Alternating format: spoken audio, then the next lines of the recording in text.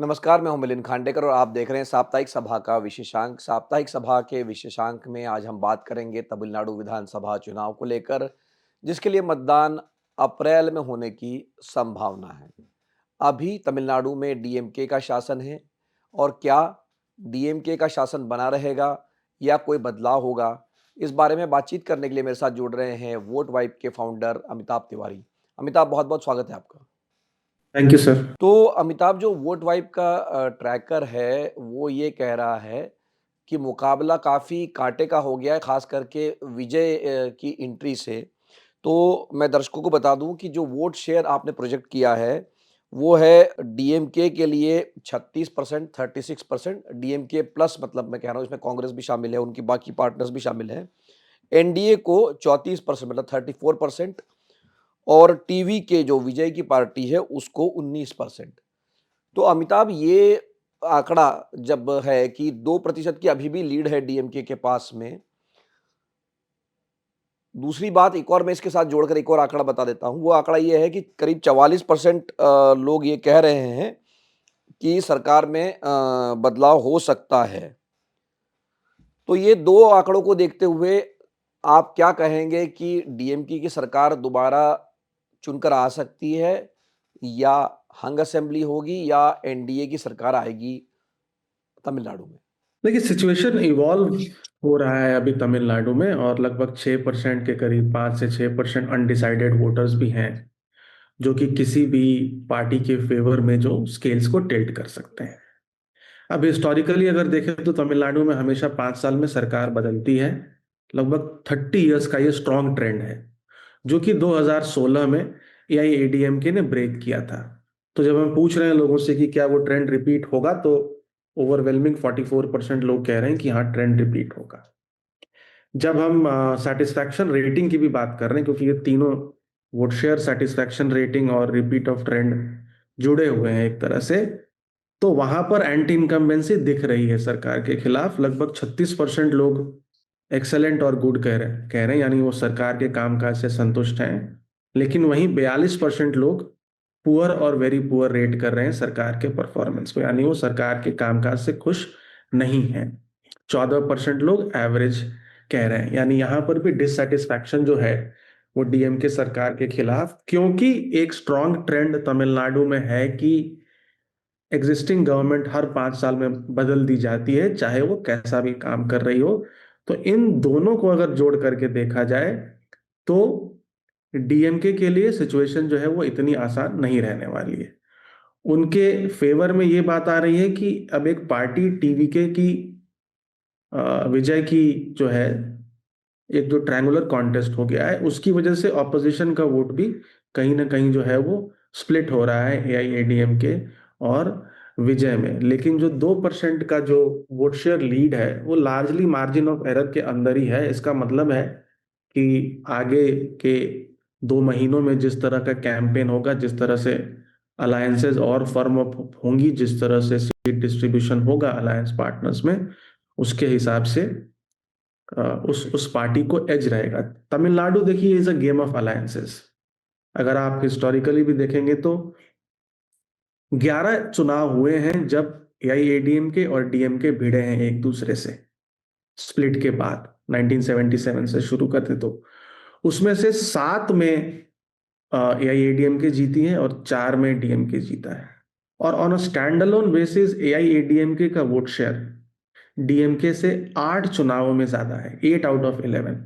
लेकिन पिछले कुछ सालों में जो लोकसभा के रिजल्ट्स में दिख रहा है, डीएमके के पास एक स्टेबल अलायंस है, Congress, left, VCK, MDMK etcetera, जो अलग अलग वोट बैंक्स को लेकर के आते हैं। तभी आप देखेंगे एआईएडीएमके भी अब पीएमके, दिनकरन की पार्टी, डीएमडीके से बात चल रही है, भाजपा के साथ उनका अलायंस है, वो भी एक अम्ब्रेला अलायंस बनाने की कोशिश कर रहे हैं। तो अमिताभ, आप ये कह रहे हैं कि मतलब चुनाव कम से कम डीएमके के लिए आसान नहीं रहेगा, क्योंकि परिपाटी रही है 30 सालों में कि हर साल, हर 5 साल में सरकार बदल जाती है, और इस बार भी ये हो सकता है। लेकिन अब हम बात कर लेते हैं अमिताभ, जो सबसे बड़ा चर्चित फैक्टर है इस चुनाव का है, वो है एक्टर विजय की जो पार्टी आई है टीवी के, जो विवादों में भी रहे हैं, उनकी फ़िल्म को लेकर भी ये विवाद हुआ है, पिछले साल भगदड़ भी मची थी, तो काफ़ी खबरों में भी वही बने हुए हैं। तो एक तो जब आपने मुख्यमंत्री पद के लिए पसंद बताई तो 23% लोग विजय के नाम पर है, ईपीएस के नाम पे करीब 30% है और 33% जो है स्टालिन के नाम पर पसंद कर रहे हैं। लेकिन एक और जब आपने सवाल पूछा कि क्या भूमिका होगी विजय की, कि क्या वो वोट काटेंगे या वो किंग मेकर बनेंगे या पीके जैसा हाल होगा, तो 31% लोग कहते हैं कि पीके जैसा हाल होगा, मतलब प्रशांत किशोर का जो हाल हुआ, बड़ा हाइप क्रिएट हुआ बिहार में, लेकिन अंत में वो 4-5% वोट पाकर खत्म हो गए। तो क्या प्रशांत किशोर जैसा हाल विजय का होगा या वो सचमुच में जो आपका वोट शेयर का प्रेडिक्शन है कि 19% पे जा रहे हैं, क्या वो डबल डिजिट से ऊपर जा पाएँगे विजय? देखिए, अगर कंपैरिजन करें तो विजय प्रशांत किशोर के कंपैरिजन में तो बहुत पॉपुलर हैं, इसमें कोई दो राय नहीं है। और वही वोट शेयर में भी रिफ्लेक्ट हो रहा है और सीएम प्रेफरेंस में भी रिफ्लेक्ट हो रहा है। एटलीस्ट वोट वाइब में कभी भी जनसुराज पार्टी को 12-13% आई थिंक हाईएस्ट रहा है, और सीएम प्रेफरेंस भी उसी के आसपास रहा है। इनफैक्ट 10-11% वोट शेयर और 12-13% का सीएम प्रेफरेंस प्रशांत किशोर को मिला है, तो उससे तो काफी अधिक है उनका नंबर, एटलीस्ट हमारे सर्वे में। अब अगर आप देखेंगे तो पिछले, जब एआईएडीएमके और डीएमके का जो दोनों का अगर वोट शेयर मिला दें, यानी जो द्रविडियन पार्टीज का वोट शेयर है ऑन एन एवरेज पिछले लगभग 50 सालों में, वो 70-75% के आसपास है, इन दोनों पार्टीज को मिलता है। और 20 या 25 से 30% नॉन द्रविडियन आप कह सकते हैं वोट शेयर है। तो उस नॉन द्रविडियन वोट शेयर को वो कंसोलिडेट कर रहे हैं, कहीं ना कहीं अभी करता हुआ दिख रहे हैं।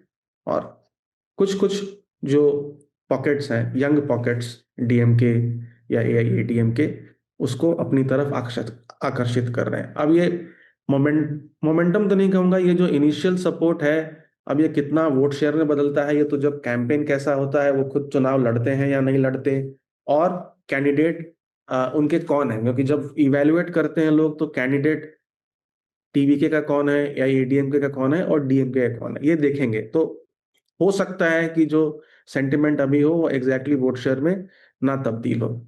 और क्योंकि 70 से 75% लोग द्रविडियन पॉलिटिक्स यानी एआईएडीएमके और डीएमके के सपोर्टर्स हैं, तो उनमें से ज्यादातर लोग कह रहे हैं कि या तो ये वोट कटर हैं, वोट कटर साबित होंगे 22%, या तो ये पीके की तरह फेल होंगे। और जो इनको सपोर्ट कर रहे हैं लोग, जो लगभग 20% वोट शेयर है इनका, 19%, वही लोग आपको दिखेंगे कहते हुए कि ये सरकार बना सकते हैं, जो लगभग 18% है। तो जो, क्योंकि हाईली पोलराइज्ड वहां भी चुनाव है, 3 भागों में आज बटा हुआ है इलेक्टोरेट, तो जब हम इस टाइप का सवाल पूछते हैं तो जो भी टीवीके की ऑपोजिशन पार्टीज हैं, उनके सपोर्टर्स एकदम वन वे वोट कटर और पीके की तरफ फेट होगा ये कह रहे हैं। जबकि कोर सपोर्ट बेस जो अभी है टीवीके का, वो कह रहा है कि इनकी सरकार बनेगी। लगभग 8% लोग ये भी कह रहे हैं कि अंग असेंबली हो सकती। नहीं, अमिताभ, आपने चूँकि कहा कि जो द्रविडियन पार्टी है, मतलब डीएमके और एआईडीएमके, ये लगभग आपने कहा 73 से 75% वोट लेते आई है और बाकी 25% वोट अन्य दलों को जाता है या इंडिपेंडेंट को जाता है। लेकिन बिहार में भी यही लॉजिक दिया गया था कि एनडीए और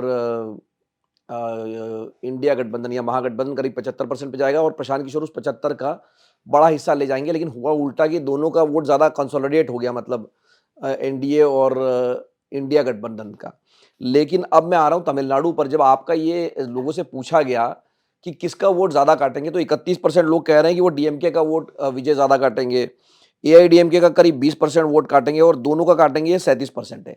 ये तो खैर लोगों का आकलन है अमिताभ, लेकिन आपका क्या आकलन है कि एआईडीएमके को ज़्यादा नुकसान पहुँचाएँगे विजय, या डीएमके को ज़्यादा नुकसान पहुँचाएँगे? ये आपका आकलन, मैं कह रहा हूँ लोगों का तो एक परसेप्शन है, लेकिन आंकड़ों के हिसाब से अगर इनको 19% वोट मिलता है तो ये किसके लिए अच्छा है, या इनका वोट घटेगा या बढ़ेगा, तो किसको फ़ायदा होगा, किसको नुकसान होगा?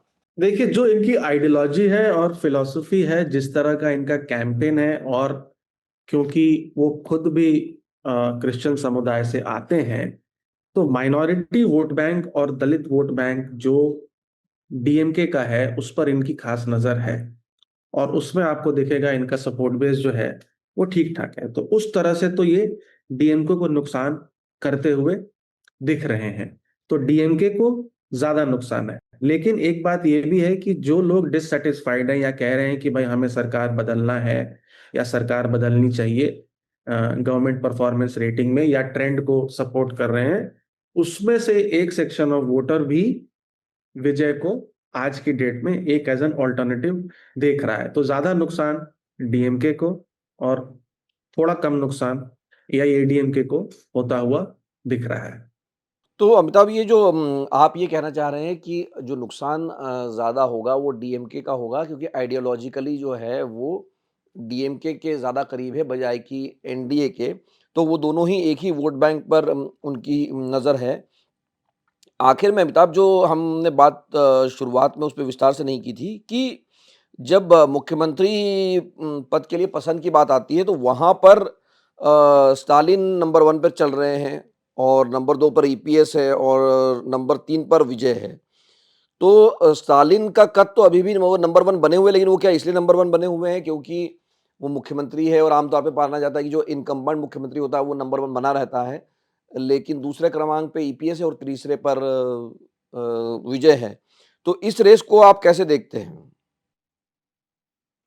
ये भी मतलब क्लोज रेस है, क्योंकि दोनों के बीच का जो फर्क है वो 3% ही है लगभग, यानी वो within margin of error ही आता है। और जैसा आपने कहा कि आप ये सवाल अमूमन नॉर्मली किसी भी राज्य में पूछेंगे तो जो इनकम्बेंट चीफ मिनिस्टर होता है उसको 3 से 5 परसेंटेज पॉइंट्स हमेशा एक्स्ट्रा मिलता है, क्योंकि top of the mind recall value में चीफ मिनिस्टर का चेहरा लोगों के दिमाग में रहता है।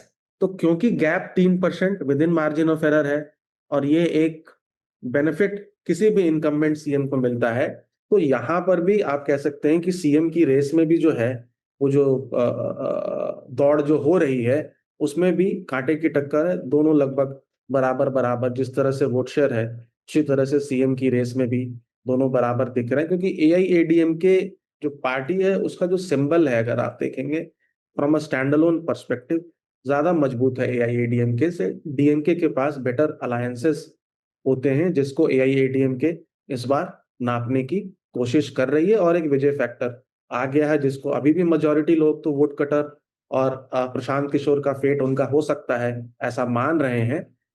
तो अब देखना पड़ेगा कि जो सपोर्ट बेस उनको मिल रहा है, क्या प्रशांत किशोर की तरह वो फिजल आउट हो जाता है, या वो इसको होल्ड ऑन करते हैं, और होल्ड ऑन करते हैं तो ऑटोमेटिकली ज्यादा डैमेज ऐसा प्रतीत होता है अभी के हिसाब से कि डीएमके को होता हुआ दिख रहा है।